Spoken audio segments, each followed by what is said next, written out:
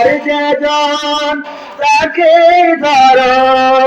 তোমার মুঠোয় সবই আল্লাহ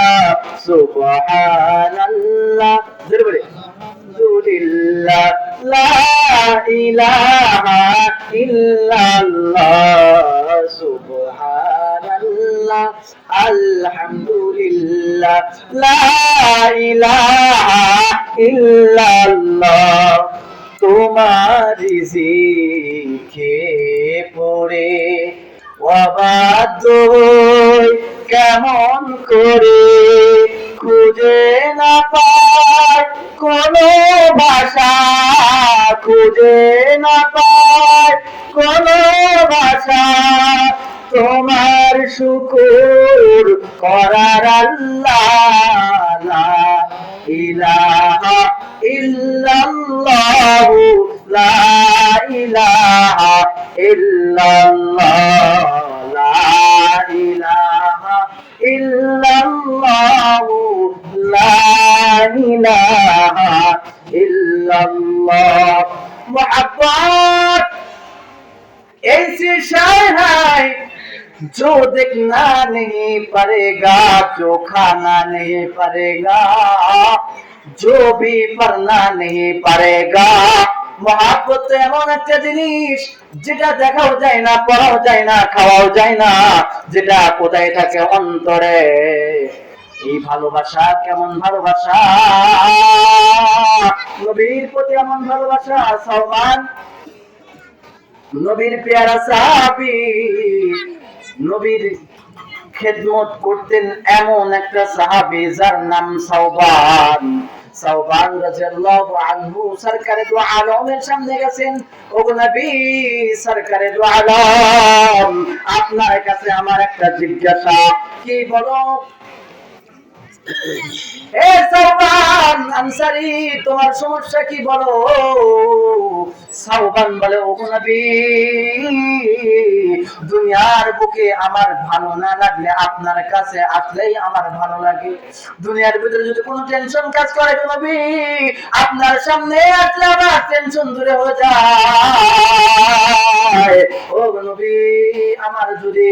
মনের ভিতরে অশান্তি কাজ করে আপনার কাছে আসলে শান্তি লাগে গো নবী কিন্তু আমার ভয় হয় আমার যখন মরণ হবে কাল কঠিন কিয়ামতের দিন নবী আপনাকে পাবো না আমার ভয় হয় আমার ভয় তো বেশি নয় যদি আসমান থেকে সূর্যটা আমার অর্ধ হাত উপরে এসে তাপ দিবে আমার ভয় লাগে না নবী আমার ভয় লাগে আপনাকে আমার পাশে পাবো না এটা আমার ভয় আল্লাহ রাসূল বলে যে মহব্বত ভালোবাসা আছে এই মহব্বত তোমাকে জান্নাতে নিয়ে যাবে কোথায় নিয়ে যাবে বলেন কোথায় নিয়ে যাবে জান্নাতে নিয়ে যাবে ও সাওবান টেনশন করো না এই মহব্বত তোমাকে জান্নাতে নিয়ে যাবে সেই জন্য তো বলি মহব্বতের জন্য চেহারা লাগে না রে বাবা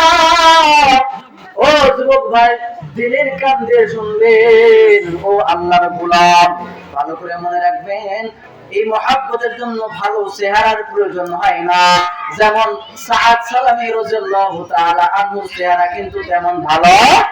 ছিল না দেখতে এমন কালো বেশি দেখতে ভালো না কয় বন্ধু চিকন কালা মনটা তার ভালা এই তিনিও খাদেম ছিলেন রাসূলের দরবারে এসে বলেন ওগো নবী আমি এমন কালো আমার সাথে কেউ ভালোভাবে কথা বলতে চায় না আমার সাথে কেউ খেতে চায় না আমার সাথে কেউ কথা বলতে চায় না আমার সাথে কেউ উঠা বসা করতে চায় না গো নবী আপনার কাছে আমার আরো যে এইভাবে যদি দুনিয়ার যদি অবস্থা এমন হয় তাহলে আল্লাহকে আমাকে জান্নাতে দিবে প্রশ্নটা সাদ সালামী রাদিয়াল্লাহু আনহু নবী আমার ডাক দিয়ে বলে ও সাহাবী তুমি যা নিয়ে ভাবছো তা এটা ভাবার জিনিস না তুমি যে টেনশন করছো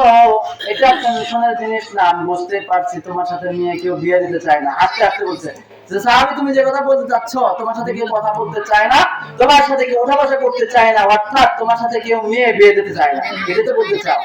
রাসূল, আপনি আমার মনের কথা বলছেন। ভাই ঠিক আছে, কোনো সমস্যা নাই, আমি একটা চিঠি লিখে দিলাম নগরীর সর্বোচ্চ ধনী ব্যক্তি ইবনে ওয়াহাব, মদিনার সর্বোচ্চ ধনী ছিলেন ইবনে ওয়াহাব, ওই ওয়াহাবের কাছে যাও, তার কাছে গিয়ে আমার এই চিঠিটা তার কাছে পেশ করবা। চিঠিটা কিন্তু দেখে নাই, সাহাব